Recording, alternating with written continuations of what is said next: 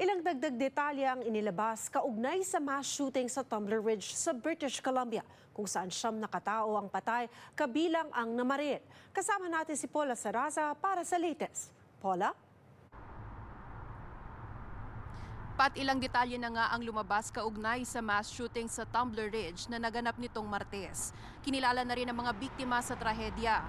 Patuloy naman ang pagbuhos ng pakikiramay sa maliit na komunidad na tahanan ng higit 2,300 katao. Miyerkules ng gabi na puno ng mga alay na bulaklak, regalo at kandila ang Central Square sa bayan, pag-alala sa mga biktima. 5 estudyanteng nasa edad 12 hanggang 13 at isang 39 na taong gulang na guro. We'll pray for you in whatever way we pray. Ang pagluluksa sa Tumbler Ridge ramdam din sa buong bansa. Kasalukuyang naka-half-mast ang mga bandila sa Canada sa utos ni Prime Minister Mark Carney na nakatakdang bumisita sa Tumbler Ridge Biyernes. Sa impormasyong inilabas ng BC-RCMP, nauna raw pinatay ng shooter ang kanyang 39 na taong gulang na ina at ang 11 taong gulang na stepbrother sa kanilang tahanan bago magtungo sa paaralan para ituloy ang pamamaril.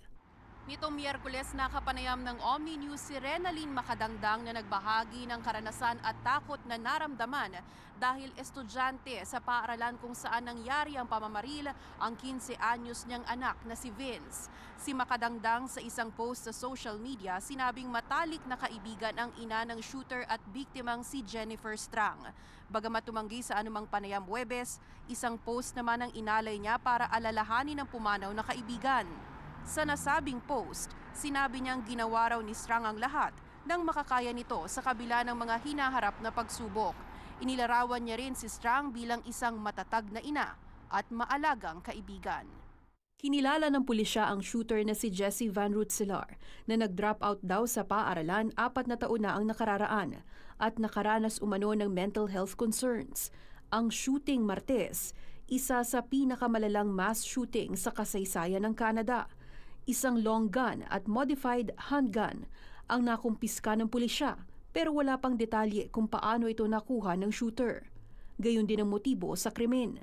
Nasa 25 ang sugatan sa insidente, kabilang ang 12 taong gulang na si Maya Gabala na ipina-airlift sa Vancouver matapos mabaril ng 2 beses sa ulo at sa leeg. Ayon sa kanyang pamilya, naka-medically induced coma si Maya at kritikal ang kondisyon. Isang GoFundMe ang inilunsad para sa recovery ni Maya na nakalikom na ng halos 300,000 dolyar. She's just a beautiful little girl, outgoing, just a ray of life. So this is pretty tragic. You don't think that it's going to affect your family, something like this. It's insane. So we're just praying and hoping that she's strong and can just fight and pull through. Ayon sa pamilya, sinusubukan daw ikandado ni Maya ang pinto ng library para protektahan ang iba pang mga estudyante bago ito mabaril. She wouldn't be here today if it wasn't for her student friend that saw her finger move and said, I think she's still alive, and they hauled her out of there, and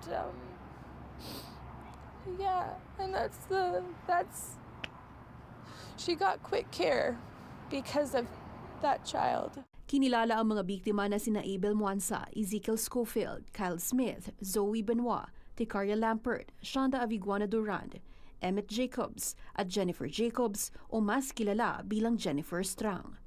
Paula Saraza, Omni News, Toronto.